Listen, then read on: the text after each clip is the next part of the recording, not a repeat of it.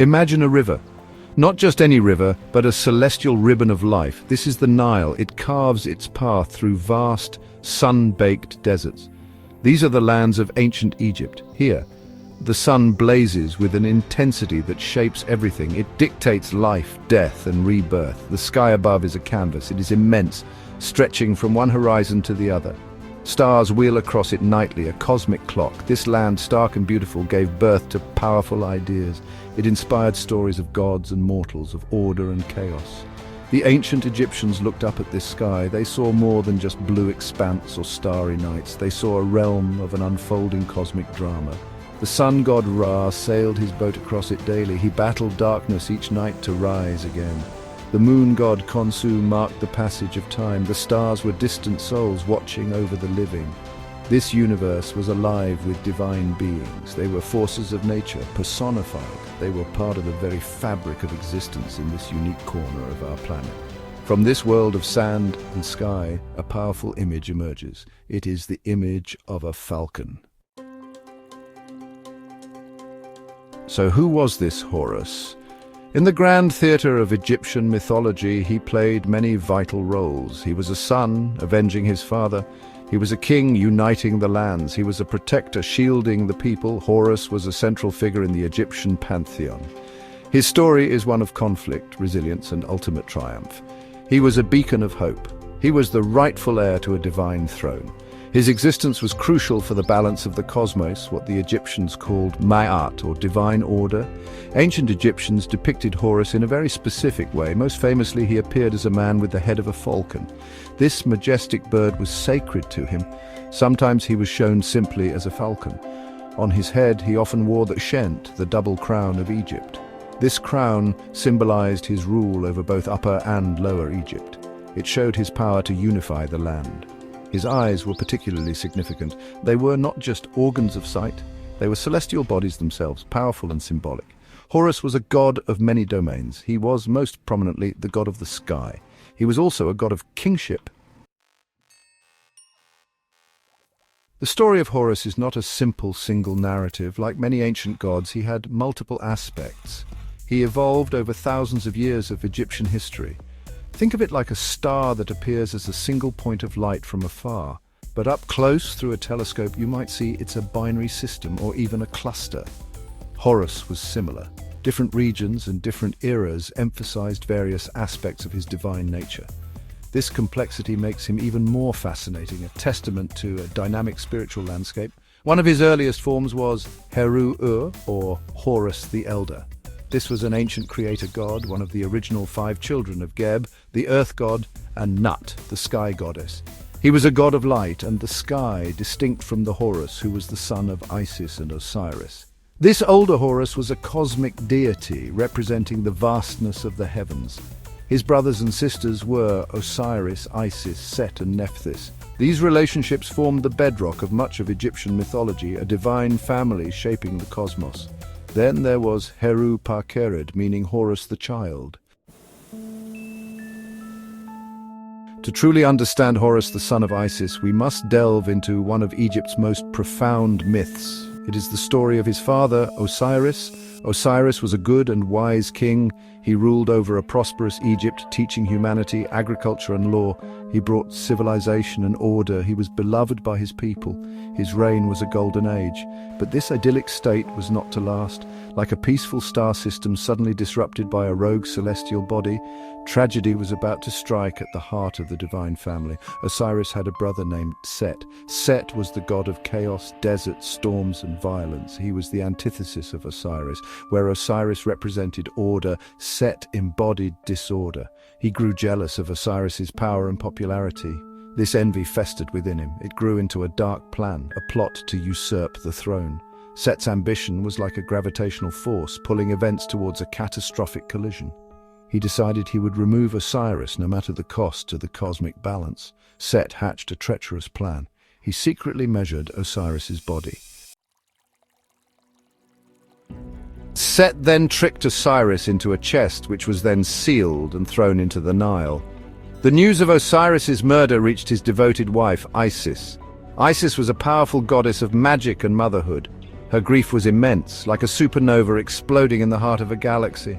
But her sorrow quickly turned into determination.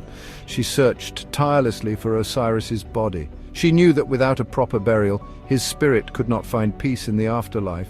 Her quest took her across lands and seas. She was driven by love and a fierce sense of justice. She would not let Set's evil deeds stand unchallenged. After a long and arduous search, Isis found the chest containing Osiris's body. With the help of her sister Nephthys and Anubis, the god of mummification, she used her magic to try and revive Osiris. She managed to conceive a child with him, Horus, before Osiris descended to become the ruler of the Duat, the underworld. Isis then hid with the infant Horus in the papyrus swamps of the Nile Delta. She protected him from Set, who sought to destroy the rightful heir to the throne. Horus grew up in secret, preparing for his destiny. When Horus came of age, he was ready to challenge Set. He was ready to avenge his father and reclaim his rightful inheritance. The ensuing conflict was not just a personal vendetta, but the triumph of order over chaos. The struggle between Horus and Set was long and arduous. It was a cosmic tug-of-war with the stability of the universe at stake. Imagine two immense gravitational forces pulling on a planet. The outcome determines its orbit, its very existence. The gods themselves were divided. Some supported Horus, the rightful heir. Others sided with Set, fearing his raw power or believing his claims.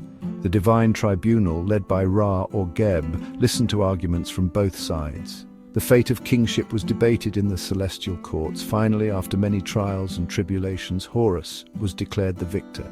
The gods recognized his legitimate claim to his father's throne. Set was defeated, though not entirely destroyed. Chaos, after all, is a fundamental part of the universe.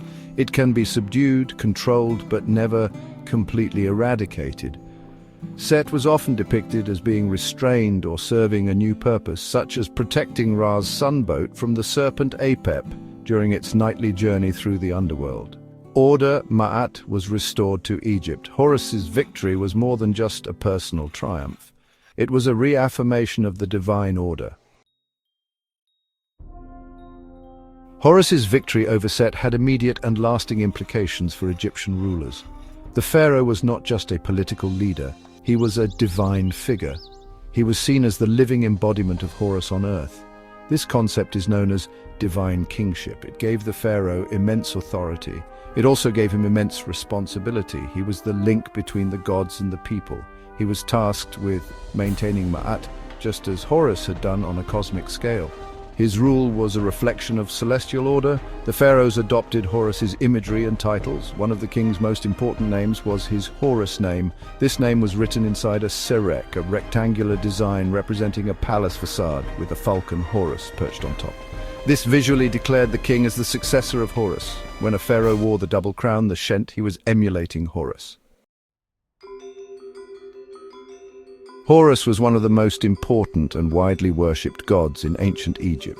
His worship spanned millennia, from the pre-dynastic period right through to Roman times.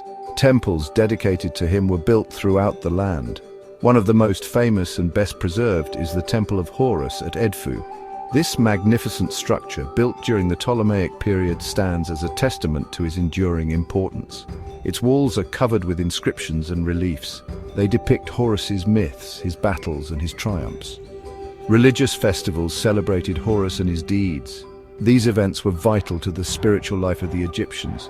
They often reenacted episodes from his myths, particularly his conflict with Set. These rituals helped to reinforce the concept of Ma'at.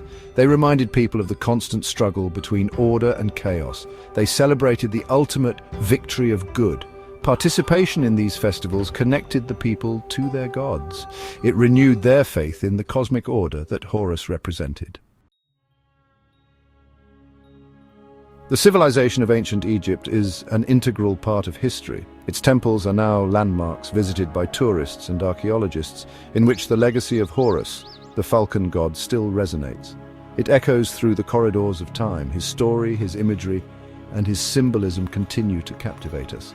They appear in unexpected places in our modern world. This shows the timeless power of myth. It demonstrates how ancient ideas can persist and find new meanings across cultures and millennia.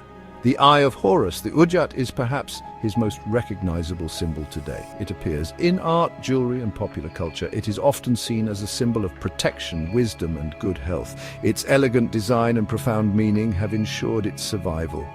People are drawn to its ancient mystique. They are drawn to its promise of wholeness and well-being. It's a small piece of ancient Egypt that has found a universal appeal.